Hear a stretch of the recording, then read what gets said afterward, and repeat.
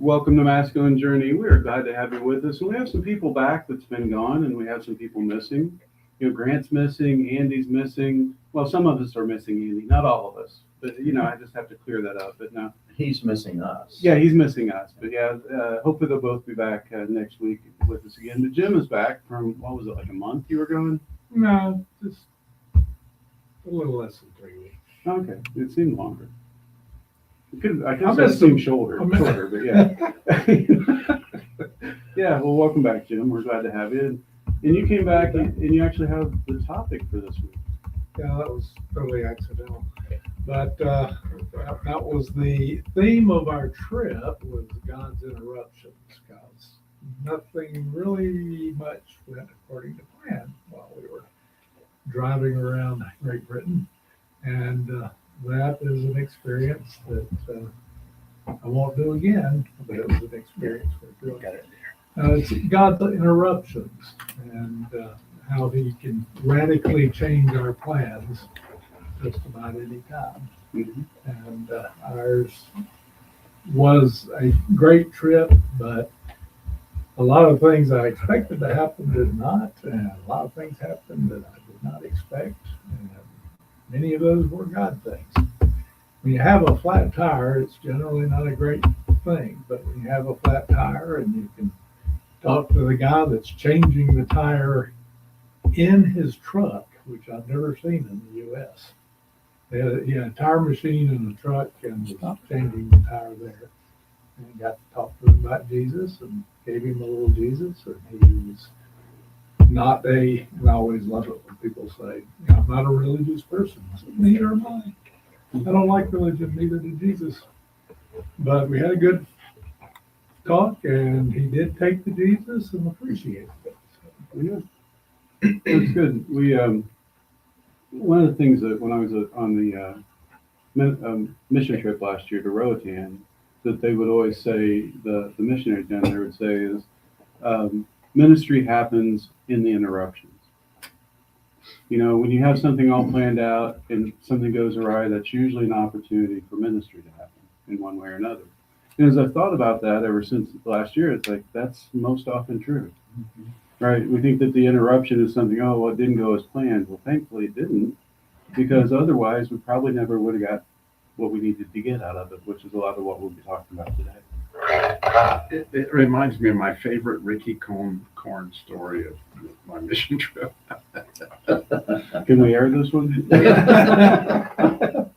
We can. It's exactly what you're. He's seen some things.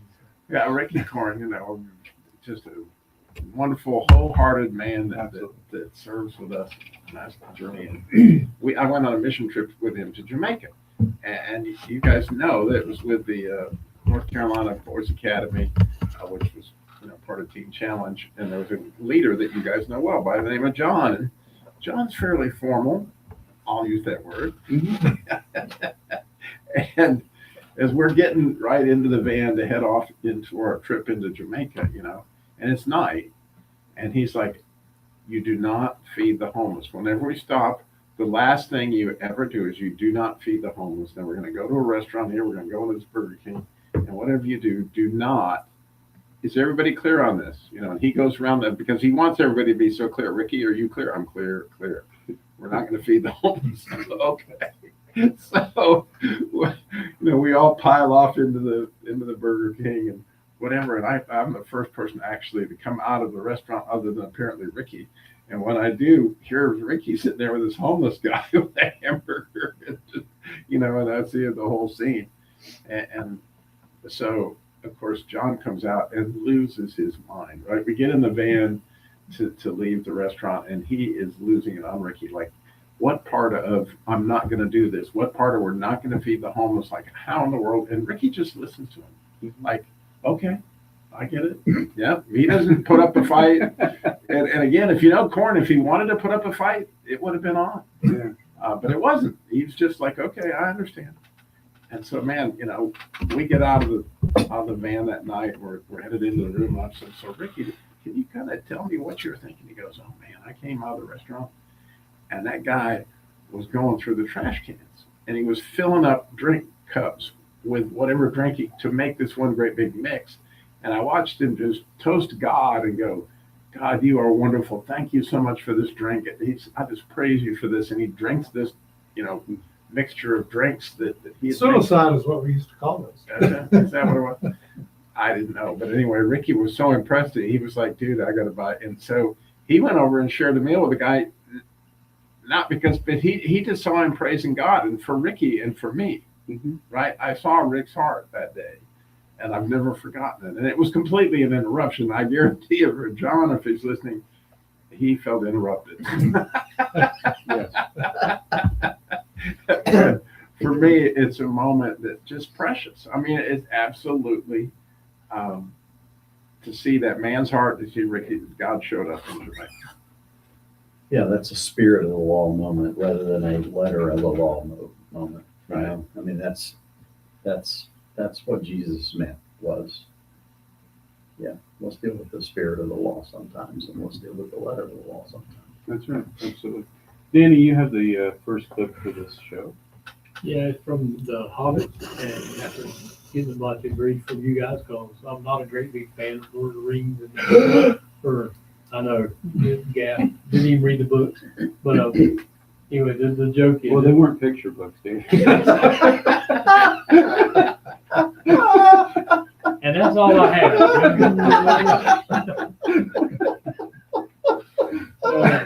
Anyway. At least it didn't say comment. Yeah. Well, that would have been an upscale from what he did say. Absolutely, Yeah. probably would have been. Anyway, the scene is from The Hobbit, and it's where Gandalf interrupts Bilbo. Gandalf. Whatever his name is. Tim Conway played.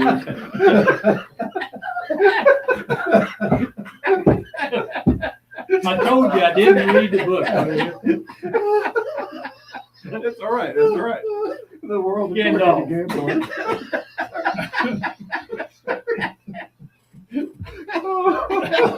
I showed up willingly for this. Okay, yeah, all All right. right. Anyway, the bearded guy. Yeah. Oh, at our age, it's not good to So anyway, he interrupts his life and wants to take him on an adventure, and he just doesn't want to go. And it's pretty obvious with that. And so as we play the clip, you can hear the interchange between them. And, this is a lot like God showing up a lot of times. So play the clip. Take it away, Gandalf. Sorry.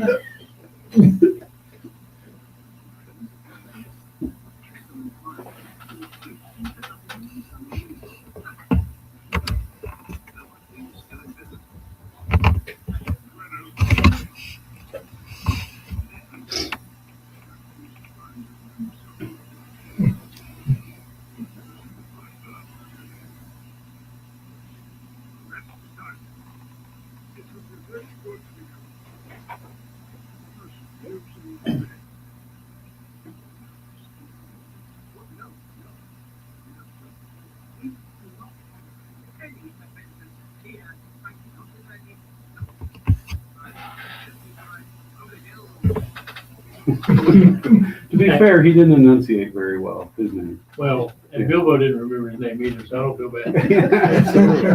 Yeah, good point. Yeah, yeah.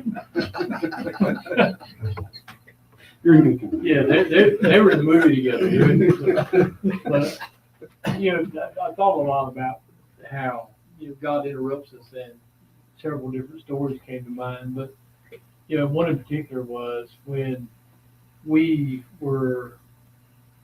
decided to do a ministry house there in Asheville. We had a ministry going and that kind of thing, and then the opportunity come for us to do a transitional house. And it was just kind of like God sitting down and saying, hey, let's go on an adventure. And we had to remodel the house and that kind of thing. It was exciting up front, but then as, the wheels started to roll, it was scary. And there were times when I was like, I don't think we want to do this adventure. But, you're in the throes of it and that kind of thing. But, it's priceless once you look back and see, if you jump out in faith and go, okay, Lord, I'm going to follow you no matter what this means. And how, the relationships that were formed in that process that still exist today, how the community came together in lots of different ways, and just the different types of things that happened. And my life will never be the same again, just simply because God interrupted something that was going pretty well in the ministry, and then all of a sudden it just changed everything. And yes, there was some chaos, because there always is, but it changed, and it taught us so much about people and ministry and that kind of thing. And you really, good and bad.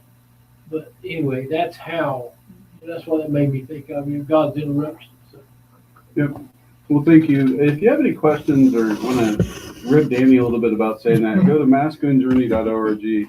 But you can send us an email, and it'd be danny@masculinejourney.org. Or if you want to talk to Robbie or any of us, you can do that. Gandorf. Or Gandorf. That is not a good one right yet. Anyway, we'll talk to you after the break. Bye. When I was talking about the fireworks, I couldn't help. Can't wait to listen to the Joyride this week. I started to say something about boot camp, and I'm like, I can't. Yeah. Remember that? Yeah. I can't do that anymore. Yeah. You want to talk about any other interruptions than the one you had? That's a good start. Let's stick to that. Do you have something you want to talk about? Yeah. Okay, we'll come to you this thing, and then which one of your clips do you want to play? Do the Walter Mitty. Okay. The Secret Life of Walter Mitty Walter Mitty's great grandson. That clip from Trouble with the Curb is exactly an interruption. Oh yeah, it's huge. Yeah. She's a total interruption. I can say.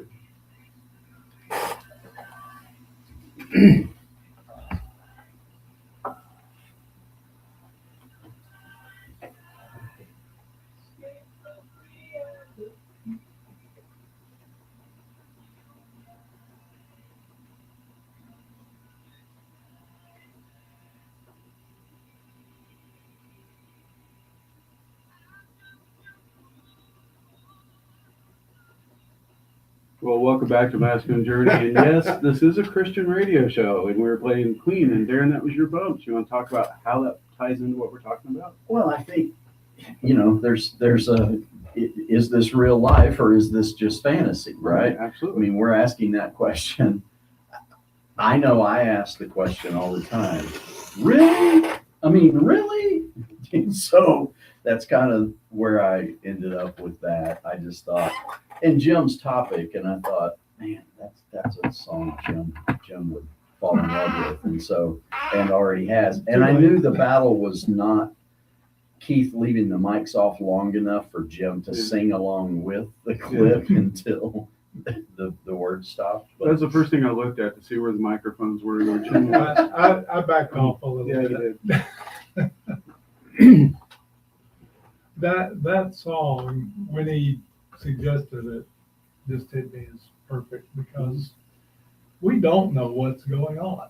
Right. We live in the physical world, and that's what we perceive. But the real world is the spiritual one. Mhm. And if we're missing that, we are living in fantasy. And reminds me of a bumper sticker that a D&D person had on their car many, many decades ago that said, that reality is for people that can't handle fantasy. And Dwarf and always dwarf. like that. Yeah, so Is that illegal for me? I have to say that, and maybe this is totally off topic, but looking at it, when that song came out, my middle sister was getting married. Excuse me, my oldest sister was getting married, and she lived in the time in Ann Arbor, Michigan, and Linda and I, my other sister, lived in Albuquerque. And so we took it upon ourselves to drive a 1969 Rambler American to Detroit. And it made it? And we did it without any sleep. And so we had taken these, back in the day, no-dos. Oh, yeah. Yeah. Caffeine. Unbelievable. And that song played, I didn't care what city we were going through. And my sister, normally a very quiet, laid back, quiet, because she had two brothers that would totally wipe her out. She got to singing that song and she would put Jim to shame. And I can still hear her, I can see it in my eyes. I'm just a poor boy. She went all into it. And, of course, we had no idea who Queen was at the time. We had no idea about anything. Here comes this new song, and it was just wild. And it's just a great memory. Just a great memory. Of some time I had with my sister. You'll never get that back. Absolutely. Absolutely. Harold, we'll kind of take it over to you because I always give you something to talk about at the very end of the segment, so I didn't want to do that to you this week. Do you want to talk about interruption from your life that God got you with? Yeah, actually, I'm still on it. I was sailing along as a student at Auburn University, and for many years through high school and so forth, my plan was I was going to be a jet jockey in the Navy. And I had passed the written exam for aviation officer candidate school. So I thought, okay, I'll get my degree. If I can pass the physical and so forth, I'm in training. Little did I know that God had a different plan in mind. And so there's this guy that eats at the boarding house where I work. And he tricks me into a blind date with his sister. So this is on the Friday night before Thanksgiving, 1962. And we meet on this blind date. Then we're together again on Saturday afternoon and early evening, Sunday afternoon. I get invited to spend Thanksgiving at their house with their parents, which I did. And lo and behold, I'm back there at Christmas time. And having not given any thought whatsoever to the fact that I could possibly be married, I find myself down on one knee asking this girl that I've known for almost 6 weeks to be my wife. And she was foolish enough to say yes. And so I went from thinking I had a full plan for my life to, what do I do now? And so I ended up joining the Alabama Air National Guard, spent 6 years in that. And we got married on June 6, 1964. This past June, we celebrated our 62nd wedding anniversary. So I didn't have the plan, but to me, it's very obvious that God did. Otherwise, we would have never been together. Mm-hmm. He orchestrated the whole thing. And so I can look back and say, good job. Thank you. Absolutely. You done good. I'm assuming that aviation school was going to be in Kitty Hawk. It was the Wright brothers that did aviation school back in the day. I was gonna say, man, I hope I don't live to be married 62 years. Well, that was just his last wife. It was the first. Harold's been married once. Yeah, we'll clear that up for you. Harold, we love picking on you, you Yeah, that's fine. know. Blame no time. Yeah. If, I could see a Harold Danny plot being Yeah. created here. if there has to be humor, let it be on me. Okay. Well, I think it's up for discussion whether it's humor or not. I guess you guys will tell us on the air. Darren, you have the next clip. Yeah, this is from The Secret Life of Walter Mitty, the version before Robbie and Harold hit masculine, age. Evidently, there was one way back in 1842 or something, but this one is from 2013. 2013. And Walter is a guy that's got it all planned out. He's a computer guy, and he does the exact same thing every morning. He eats the same breakfast, walks down the same hall, does everything the same. But he's interrupted by this beautiful girl at work, but he's scared to death to talk to her, and so he decides to go on eHarmony. And one thing leads to another, and you'll kind of pick up the conversation there. But one of the females in this that says, I like adventure, go after the guy. That's the girl that he's shooting for early on, but doesn't know how. Okay, here we go.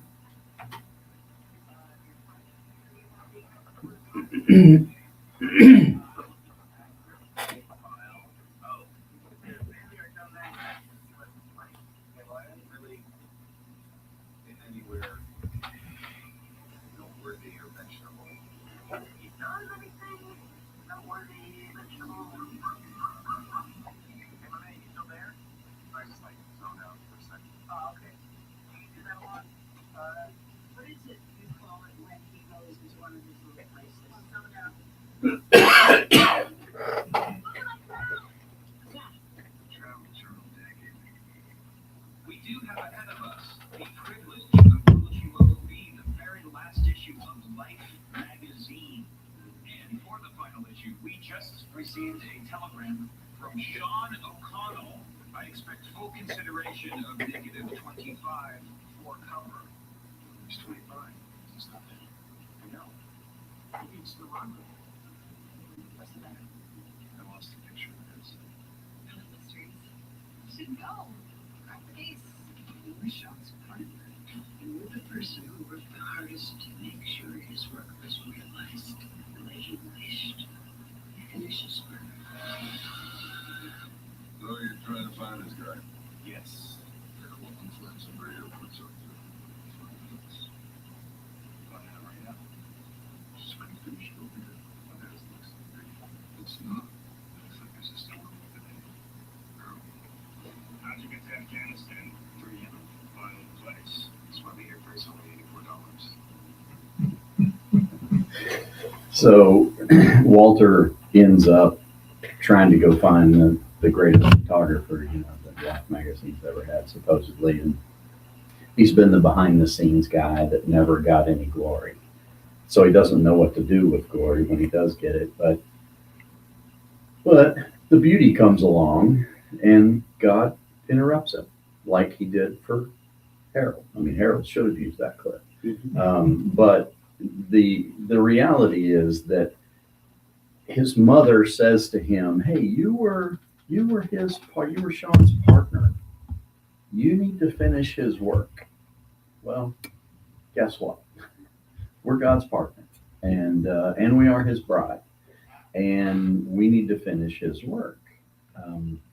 Jesus' life was interrupted, if you think about it, a couple of times. When he was in heaven, it was interrupted to come here and set aside his deity and become like us. And then it was interrupted again on the cross. I don't guess it'll be interrupted anymore, thankfully, but that's the reality of life, is it's full of interruptions. And I love what you said about the missionaries that said that to you last year.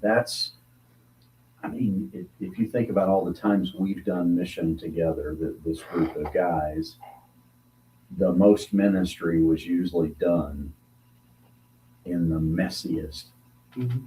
conditions. Absolutely. Well, when you think of Jesus' life, it's recorded in scripture, and he's on his way and the lady touches the hem Mhm. of his thing, I'm sure Jesus knew it was going to happen, probably. He's God, right? But it was not what he was doing right at the moment. And ministry happened in the midst of that interruption. Yeah, I don't think he did know who would. He might I not mean, he literally turns around and says, "Who touched me?" Yeah. And his disciples look at him like he's lost his mind. They're like, dude, Jesus, there's a bunch of people pushing around you. Everybody's trying to touch you. And I would actually, this is the end of the show. No, go ahead. We got that. No, Point, counterpoint. I think it's really cool that really what's happening, in my opinion, Jesus wants to have a relationship, and she needs to step up and say it was me, because she needs to be acknowledged in front of everybody. And so I would say that really he was interrupting her life yeah, in so many different ways to push into the relationship, which was more important than the healing from his perspective. But Jesus never treated anything as an interruption. He addressed what was right in front of him. We need to do that too. Well, we need to wrap this show up. Pray about how the interruptions that happen in your life, or maybe happening now, that God is using them. We'll talk with you next week. We're trying to keep you from That's okay. announcing. I'm sorry, but when you said 1962, I'm like, What is it? What? 64. What is it? No, he said We'll talk about that. 1962 is when We're going you to have the date the I bought. We're just maybe doing 62. something different. That's going to make him look like he was young. That was 7 years before me and my sister went to. you're invited. We'll talk a little bit after. Still out there. We started praying about something last week, and so we'll talk about it after the show. Sorry, I just That was great. I loved it. Yeah. Yeah. Felt like Because I watching- think, that if it was just about the healing, he keeps walking. Right. It's not. It's about so much more. And restoring her hope. he has a conversation with her. Speaks to Her entire family has done everything they could possibly do to heal her. And they're out of money, they're out of options, they're out of what do we try next? And she has enough faith to say, well, She's actually I'm grasping risking my life to do this, but I the think it's last worth it. verse. It's in the last 3 verses of the New Testament. It says, "The Son of Righteousness will rise with healing in his wings." And so, what she touched she didn't touch the hem of his garment. She touched these, and she knew that scripture that said there was healing in me. Which, when Art was working on his Robbie starter kit, We had that bracelet that day that had the string hanging, and I asked you if you had the Robbie starter kit. Yeah, I lost mine. You have to get him another one. Do you sell those? Yeah, it's like a bread starter. You just keep giving it more and more, and it goes on. Just tie a knot in something. Yeah. So Robbie has wings. Which is Yep. good. Well, and what's really cool, if you adopt the idea, is I often think he has my back. See, that there are 4 of them, because north, south, east, and west, and it literally he's got your back right here. And if you grab hold of these, as you think about it, it really is a beautiful thing from my perspective. The more He's got your 3, 6, 9, and 12. that's right. I don't know if you guys heard when Carson was at, not this last boot camp, but the one before, and he noticed that Robbie was up there talking, and he's, playing with his wings, and Stroking his wings. Could be worse. I've heard some commercials where things have wings, but I'm not really sure. yeah. It's my special purpose. And Carson goes, so man, I noticed that Robbie, is that like a nervous thing? Like when he gets stressed out, he like rubs on those things. Maybe I need to get some. And I was like, well, maybe you do. Oh, it drives Tammy nuts. Well, I can imagine. Oh, and she, like, can you not tuck those in? Like, really? And so I have made, I don't wear them around the kids because she can't deal with it. So I'm like, okay, I'll tuck them in when I'm around the kids. But other than that, now that I'm, free at church to move about the country and not feel like, so I pretty much, other than that, Mhm. I enjoy my Robbie starter kit. You guys want to listen to the rest of the Trouble with the Curve clip? Robbie, are you going to use it this time? We'll see. If you need it, I can sure do Well, it. I think we only have one. Well, we have some more of your clips if you want Well, I to use them. mean, I just I can sure do it. Well, here, I'll go ahead and play the rest of it if you guys want to hear it. I think I picked up where we left off. I gotta clean this ear out Yeah. before, because I can never hear the clip out of this ear. Yeah, I know. But, they're obviously talking in a restaurant trying to watch a baseball game. And so here it continues. Wait. Oh. Nope, sorry, wrong thing. Sounds exactly like what Just you like just listened Winnie to. and Twiggy. All right, here, let's pick it up now. Sorry.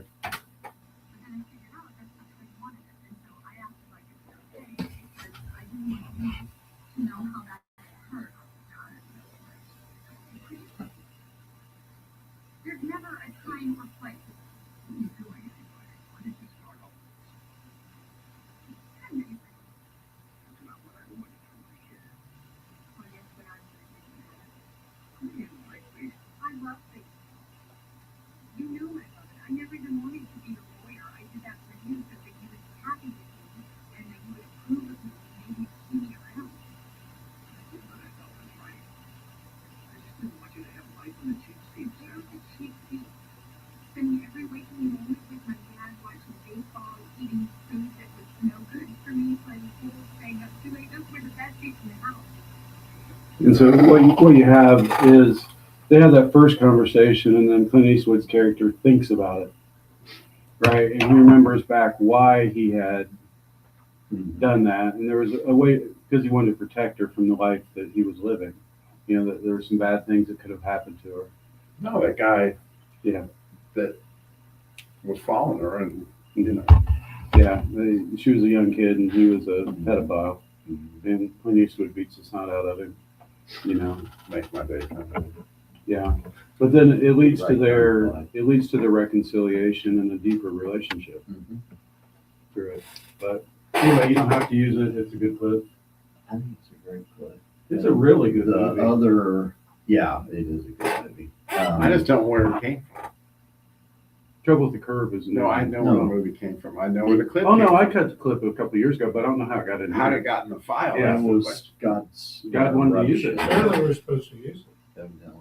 But, I don't know if you're aware that apparently John Lennon had some ideas about these kind of things because the way he said it was, ministry happens while you're busy making other plans. Okay. Yeah, I don't know how it got in there, but Right, it, isn't that how he fits said the it? topic. It's I'm cool. pretty I, sure. I mean, obviously either Keith pulled an old folder that had that in it and cleaned stuff out and put it in it and it was there. We probably, the interruption sounds an awful lot like disruption.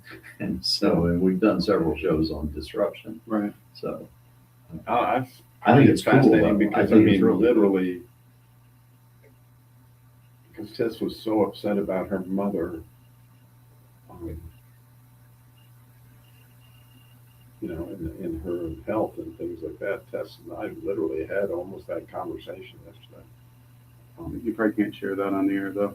No, it would not be wise. Right. So I'm trying to Well, process in and my mind. I could probably But use I'm kind of it. sharing it on the air. Yeah. There's a camera right there. Well, yeah. And the three people that are watching, not one of which is probably my phone.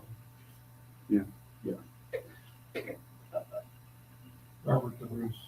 Oh, You know how old he was when he died? 21. 23. Oh, 23. 23? He looked much older in the movie. So think of all that all the, Because I thought William Wallace was like He was 6. 7 or 8 years before. The end of days clip, Mhm. if you use one, I would use the one that he says God is The underachiever. biggest underachiever. Yeah, and we can use that. And we don't have to use the trouble with the curve clip. Well, I mean, God wants I think it. it's in there. Yeah. I think we use it, and I can definitely talk to. Paul talks about it. I can talk about. I've seen the movie 4 or 5 times. It is a great movie, and that is a great scene. And Well, it for just fathers who have shows, daughters, it shows something that's unfortunately daughters, and I'll say this for anybody to listen, daughters have a tendency to assume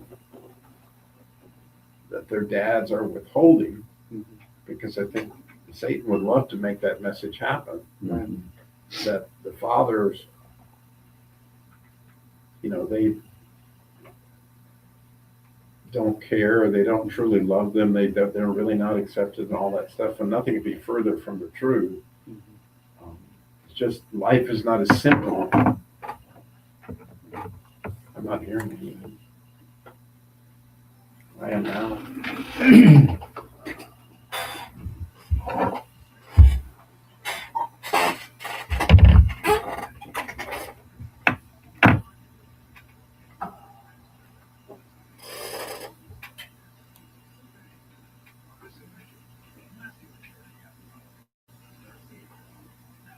Welcome to the Masculine Journey After Hours. We are continuing our conversation on interruptions. And Jim, that was your topic. But, it's about how God kind of gets our attention in the midst of those, correct? it really is the, and it was said in the first program, most of our ministry takes place in the interruptions. We can be doing what we're supposed to do and things go along fine, but until God interrupts, it may or may not be God when we're doing the things we should do.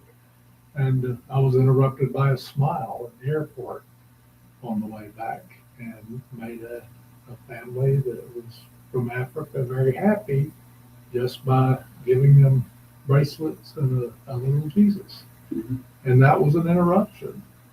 And I saw her smile, and I sort of challenged it, said, you did something.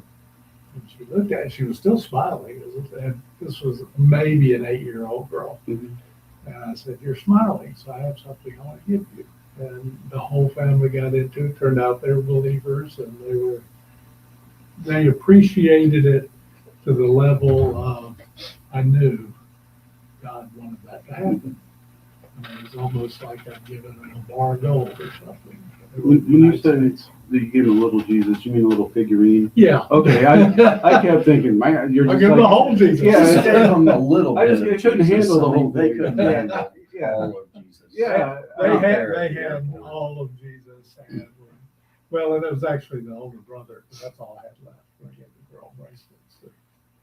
Oh, I thought you meant Jesus' older brother. I'm like, I don't remember Yeah. reading about that. He passed out James. Yeah, Well, he has younger brother, Yeah. but He had yeah, younger older ones, one, yeah. no older. Kind of defeats the whole, yeah. All right, now I'm on the same page. Okay. You are. Yeah. So back to the topic. I'm pretty good at saying a lot of words and not communicating, Oh, so that's I all right. apologize. No, and I half listened. So between the two, it's no wonder that you didn't get a clip this week. Jim only sent it to me like 4 days ago. Somehow I misinterpreted after I told him I would do it. So this clip we're going to play was not originally intended to be on this show, but apparently God wanted it on this show.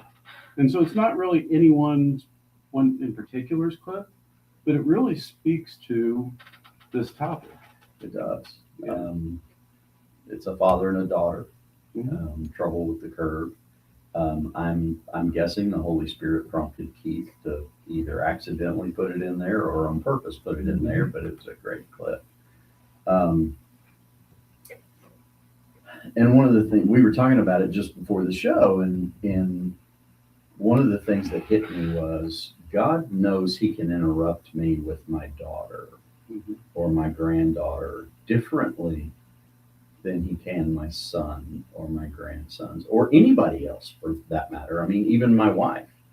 Um, I might get frustrated with her. I might even get frustrated with my daughter at an interruption, but I will typically handle her heart differently than I would a son or one of you guys or, whatever. And I think God knows that a beauty calls out masculinity, and there is no beauty that calls out masculinity any more than that of a daughter or a wife. Mhm.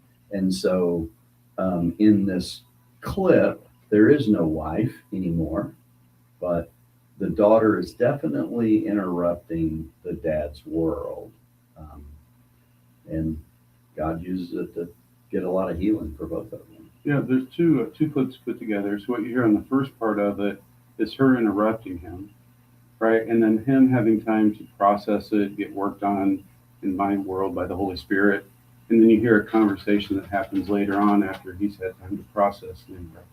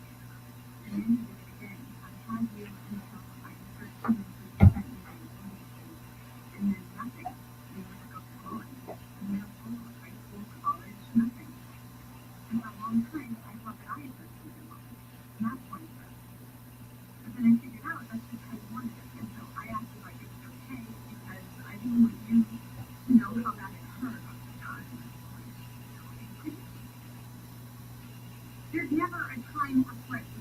What are you doing anyway? When did you start all this? That's not what I wanted from my life. Well, guess what I wanted to know? You like me. I love faith.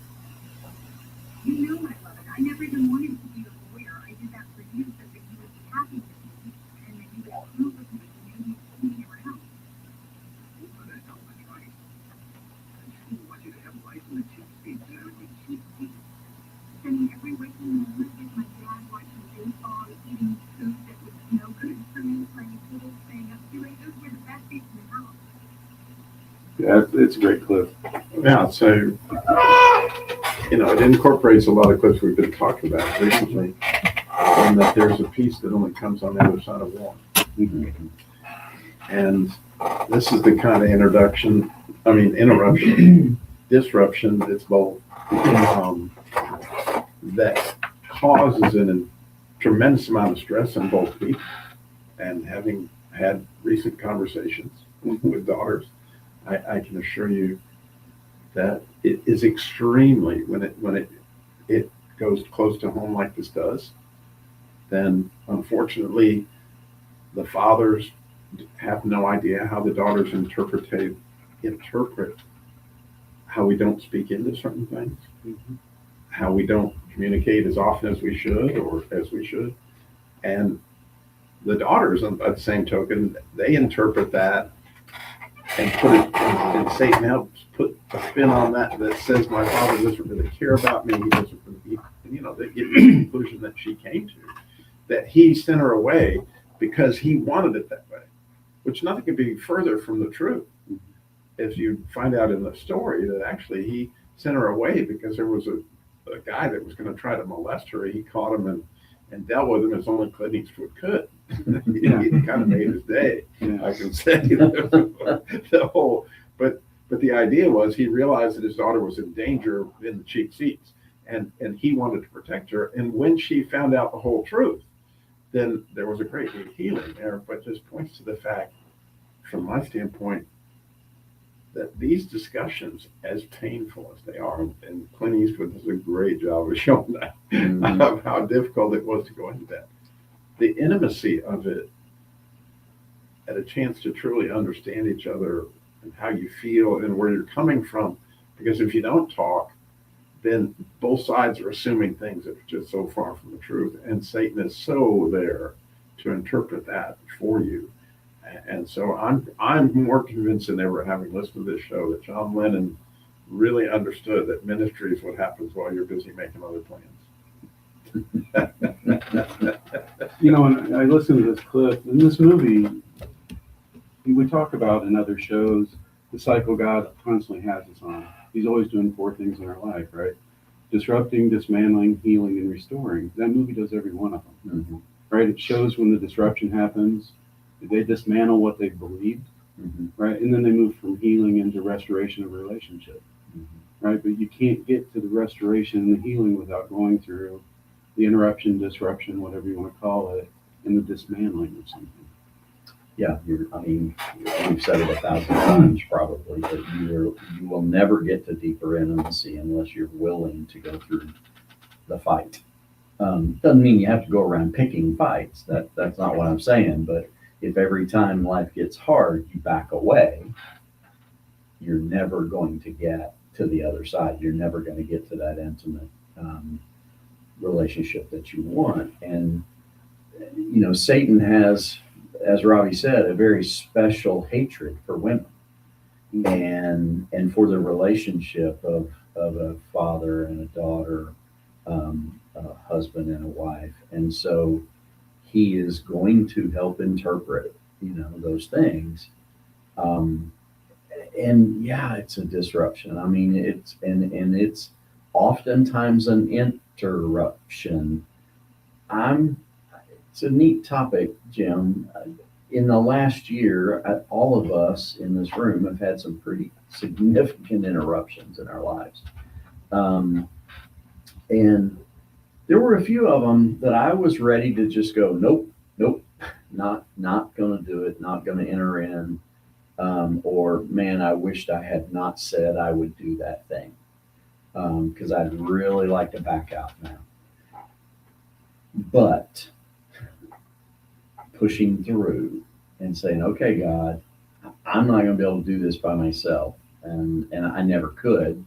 But that's the point of the interruption, right? Is to bring us to our knees to the point where we go, okay, God, I really need your help here. Which he's going, yeah, you know, that's why I interrupted you. By pushing through that and trusting in him, it was kind of like, for me, it was like a David, you know, dealing with the lion, or a David dealing with the bear, or David dealing with the giant. You got to go through some of that stuff in order to mature to the place that God wants you. So do your relationships. They have to go through that stuff. Yeah, it's definitely, when you look back, you have eyes to see things more clearly than you did when you were going through them, right? It's a Monday morning quarterback of our life. You know, we can look back and see some things. I'm going to use a clip. I don't think God caused my interruption I'm going to talk about. I think God allowed my interruption because of my own stubbornness, my hard-headedness, and some other things. But I'm going to talk about my divorce. You know, for my wife, when we moved down here, we were married 22 years. And so I'm going to play this clip because it's from The Jerk. And it's kind of, I thought I knew what I needed when the divorce happened, just like this character thinks he knows what he needs. And I'm not going to play it all because it goes on for a long time, but you'll get the flavor of it. So here we go.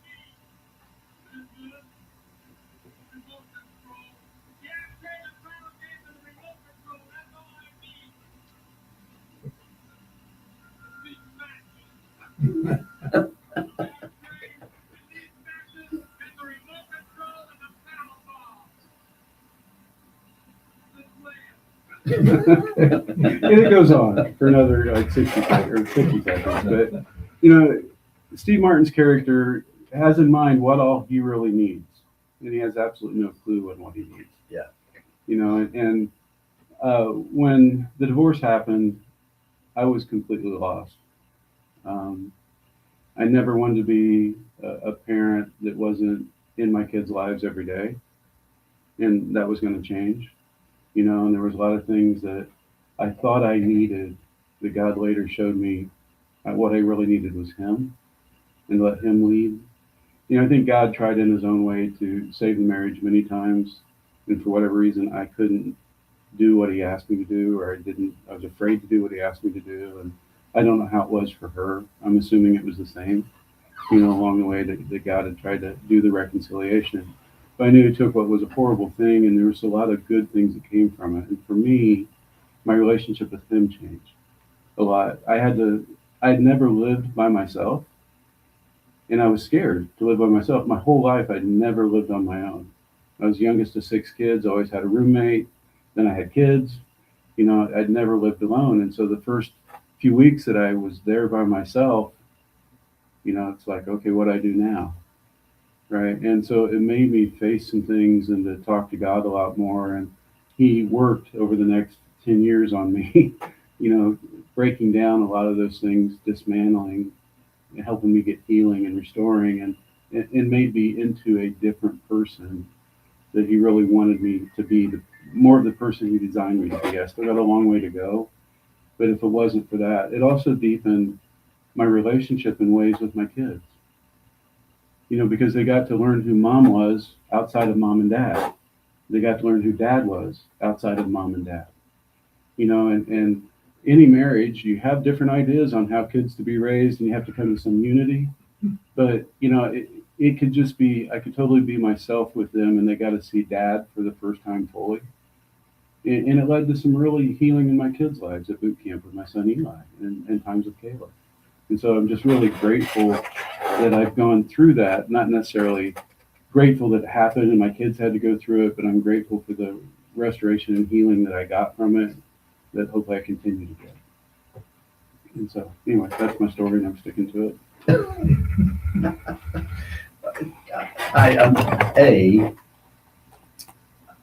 I was sitting there listening to your story, and I was like, have I ever lived alone? And I have, after my divorce to my first wife, but that was the first time I had ever lived alone as well. And it is a very different existence, because your emotions might be divided, but your time and attention when you're truly present aren't. You know, and that was the time that probably began some healing for my daughter and I, because we had some really rough, tempestuous years and had some more after that. But God used some groundwork in there, I think, to do some work that He needed to do. And I've often said it kind of the same way you did, that God basically said, look, I need to do some things with you that I can't do while you're more worried about her than me. While you're, in essence, worshiping her rather than me. And I need to do some things with her that I can't do while she's running around trying to be perfect for you.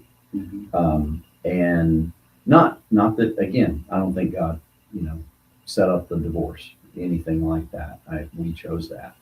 But I believe that when I went back to God and said, okay, what do I do now?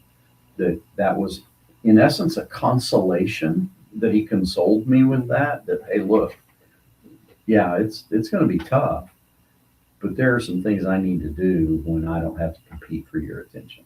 Yeah, when I went through stuff and I look back, especially through this message, right, I was trying to get her to answer questions that only God could answer. You know, to help heal those hurt places from relationships before, you know, and put a lot of pressure there. And she had her own things that she brought in the same way. And could God have healed us in the midst of that? Absolutely. but somehow we didn't allow that to happen, right? And so he was able to start that process when we were no longer together. And so I'm grateful for that.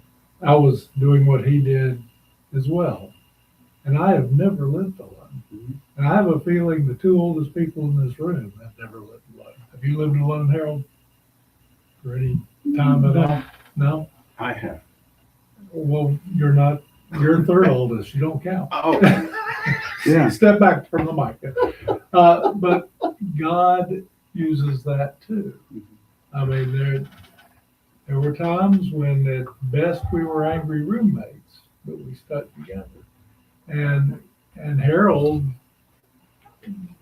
bless them with having very little of that other than Harold's anger. But we've talked about that before, right? No, I've not had to live alone.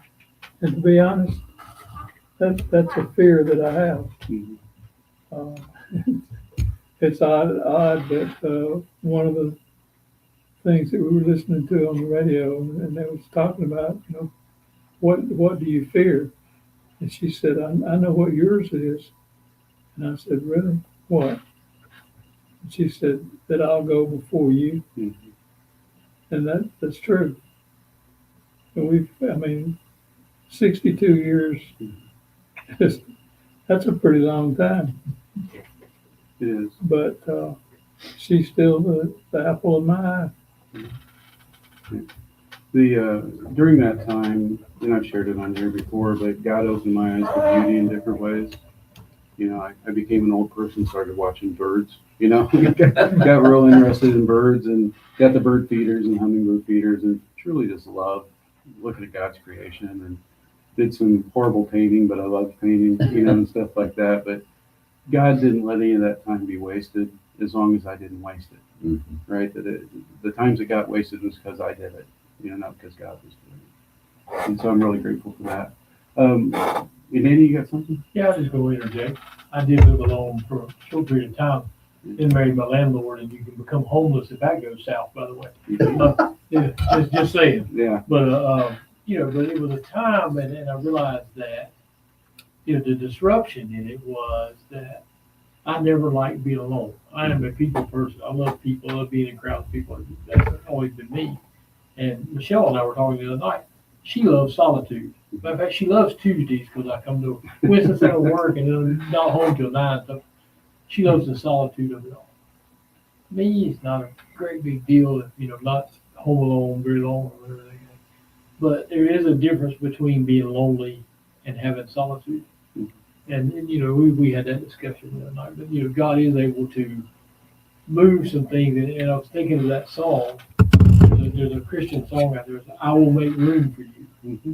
And it isn't until you're willing to make room for him that he moves in and does anything, because he's a gentleman. Mm-hmm. Absolutely.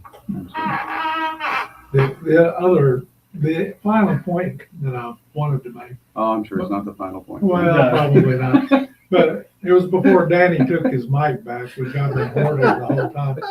But the God that uses, we are all unique. Not very unique, just unique.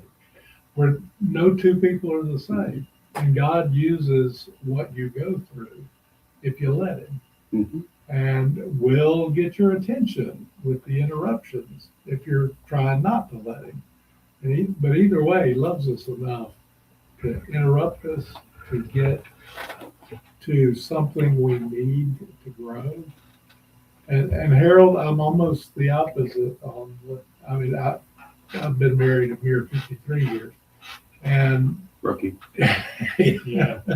And I want Carolyn to die first. Not because I That's want kind of mean. Does Carol know this? Yeah, I think so. Okay. Not She doesn't because I want to be alone. I desperately don't. And that we agree on. But I think it is a gift of love if that happens, because she won't have to go through losing me. Right. And she is terrified of that. I'm terrified too, but I'd rather meet my terror than have her. Right. have to take over my county, which that alone terrifies her. Absolutely. So guys, any other interruptions you can think of, or how do you look at interruptions now when they occur? I know I still get frustrated initially, but I see it quicker that, okay, God, what's up here? Yeah, I don't see them. The big ones, Yeah. I mean, like the cancer, Yeah. Illness, major upheaval in a job or something like that. Those I'm pretty quick to be able to go, okay, God, what you're going to do something cool here. I don't know what that is. I'm not happy about this. I mean, it's not a, oh boy, it is okay. All right, got my attention. And not that he necessarily caused those things Right. either, but I know this is going to be an interruption to my life. And so I'm going to go ahead and push in right now. It's the small ones that get me. It's the little foxes, that Solomon talks about, that those are the ones that get me. It's the, the stupid person, that I'm, Death by 1,000 cuts instead of getting decapitated. well, one of our friends, Dewey Hilton, said it like this one time. He said, it's like being killed, being pecked to death. Take the duck. He said it better than I Yeah, I'm did. thinking it was He said pretty it's like eloquent. it's like being pecked to death by a flock of ducks. I mean, it's just so annoying after a while, and you start to lose heart. Well, that's the stuff I'm working on now. Is trying to catch things sooner. I drive slower. I try to leave in time, to not be in a hurry. I mean, different things like that, because there's a lot of things that can set me off pretty quickly to get me into a very un-Jesus-like state. And finally, I'm only 61. I'm not even as old as Harold is married. But that being said, I'm finally starting to feel like, okay, maybe I'm starting to act my age, and I'm okay with that. Yeah, for me, when I'm driving, I like to think I'm doing better. I don't tap my brakes when somebody's riding up on me, but I do drive as slow as I possibly can just to let them get infuriated. And I know that's not any better, but somehow it feels a little better. One wonderful thing about being in the British Isles is 95% of the drivers are very courteous. Wow. Unlike the US, where that's kind of reversed. Yeah, we're pretty aggressive depending on where you're from. Go to masculinejourney.org. When we have some events coming up, it'll be posted there. We are retooling potentially our fall boot camp, so we'll maybe do an announcement on that coming up. But let God work on you this week and ask him, God, what about the interruptions I'm in right now? What are you trying to do there? What are you helping me get to? And look at the ones in the past and see how he brought you through them. We'll talk with you next week. Love somebody well this week.